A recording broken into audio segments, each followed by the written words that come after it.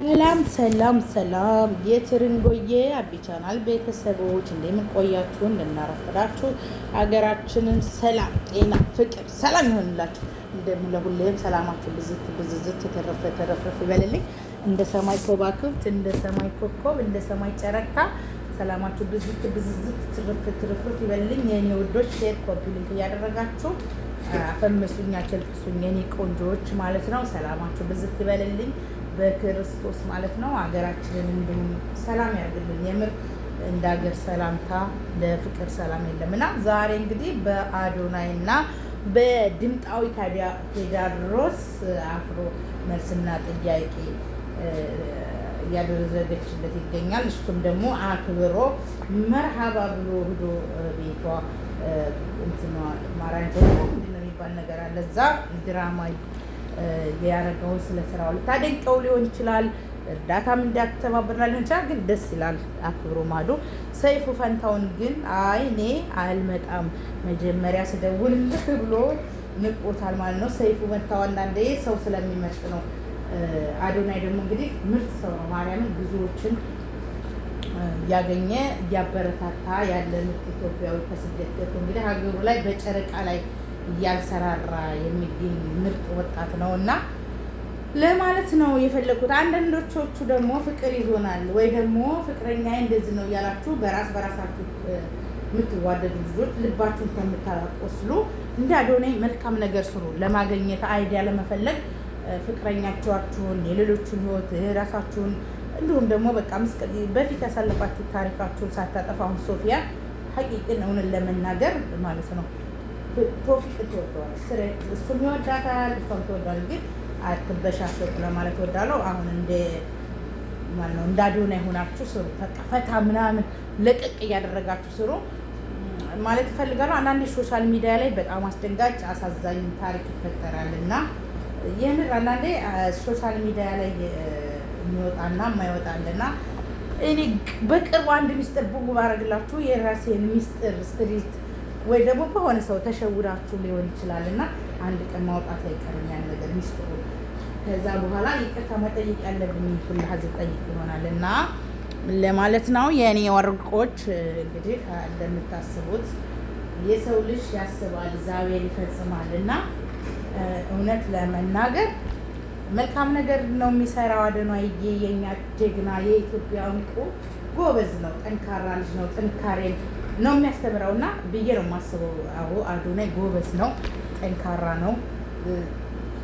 የሚያሳያቸው ቻሌንጆቹ በጣም ምርጥ ቻሌንጅ ወጣቱ እንዲሰራበት ወጣቱ የሚሰራበትን ነገር ነው እያሳየ ያለው እና ይሄ ወጣት ደግሞ እንግዲህ በዚህ በአዶናይን ተከትላችሁ የራሳችሁን ፐርሰናሊ ማስቀመጥ ወይ ደግሞ የራሳችንን ስራ ልክ እንደሱ መሆን እንደማን እንደ ጃኒ እንደማን እንደሱ እንደነ ቶፊቅ ምናምን መሽለጥረጣ። ቶፊቅ እኮ አሁን ተሽለጠለጠ። ጎበዝ ነበረ በፊት ታማኝ ነው፣ ጎበዝ ነው። አሁን እንደው የሶፊያ ፍቅር ነው መሰለኝ እንደው ክርትት ታረገው ያገሬልሽ። እንደው ሶፊዬም ደግሞ አሁን ከወራዬ ጋር ተለጣጥፋ ወይ ትላለች እና አይ ሶፊያ እየወደድሽው ለምን በዚህ ልክ ተበሻሽሽ? ግን ተወንድ የተረዳሁት ነገር ፍቅር የለም ባይዘው አሁን ጊዜ ላይ ፍቅር የለም እና ሰይድና ሱመያ ንግስቷ ሱመያም እንግዲህ እየተበሻሸቁ ይገኛሉ። በዚህ መካከል ባትበሻሸቁ ወይ ሰይድን አገኘውና ሶፊ ንግስቷ እኔ ሶፊ ሰይድን አግኝተው ወይ አስራ የፍጥኛ አስራ በቃ የልቧን ብትደቅ ደስ ይለኛል። ሰይድን አስራ ማለት ነው። በቃ የልጆቹን አባት እስር አድርጋ ሴት ጋር እንዳይሄድ ማድረግ ትችላለች፣ እንዳይላወስ ማድረግ ትችላለች ምናምን በቃ ብዙ ነገር አለና እንደዛ ማድረግ ትችያለሽ ሶፊ ሰኒ ማነው ንግስት ሱመያ ትችያለሽ ነው። አዶናይ ይችላል፣ በደንብ ነው የሚችለው። ድራማ መስራት ይችልበታል፣ ፊልም መስራት ይችልበታል፣ ሰዎችን ማገድ ይችልበታል።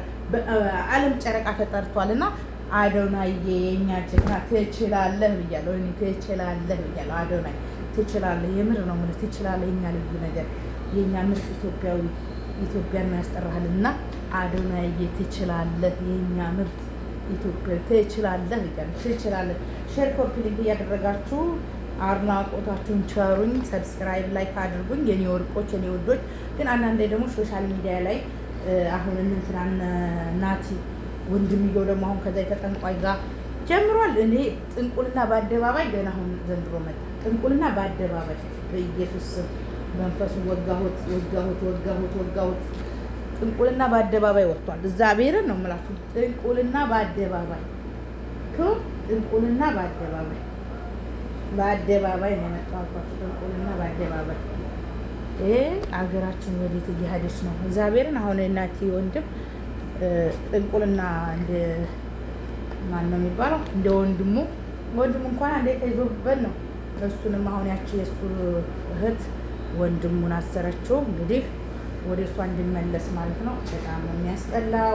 አንዳንዴ እመን እንጂ አትፍራ ይላሉና እግዚአብሔርን ያመነ ሰው ወርቆ አይወርቅም ብዬ አምናለሁና ለሰይጣን ከመገዛት ለእግዚአብሔር መገዛት ይበልጣል ብዬ አምናለሁ። እንግዲህ የነናቲ ድራማ ይሁን እውነተኛ ታሪክ ይሁን አይዶን ነው አናውቅም፣ ግን የምር በጣም ያስጠላል። ነናቲ ዩቱብ ናቲ የሚሉት ልጅ የሚሰራው እነ ውብዬ የሚሰሩት ድራማ ያስጠላል። ውብዬ ከልቧ እየተናደደች ነው ያለችው እና ባልየውም አሁን ከቀልቡ ተመልሷል፣ ያ ሙስሊሙም ተመልሷል። ግን ውብዬም ያው ይቅርታ አላረግልህም በድለኸኛል ብላለች። ያው አንድ ሰው በድሎ ይቅርታ ሊጠይቅ ቢመጣ ያ ሰው ስቆ አይቀበለውም እና አሁን ደግሞ ወንድምየው የእሱን ፈለግ ተከተለ ማለት ነው። አመሰግናለሁ።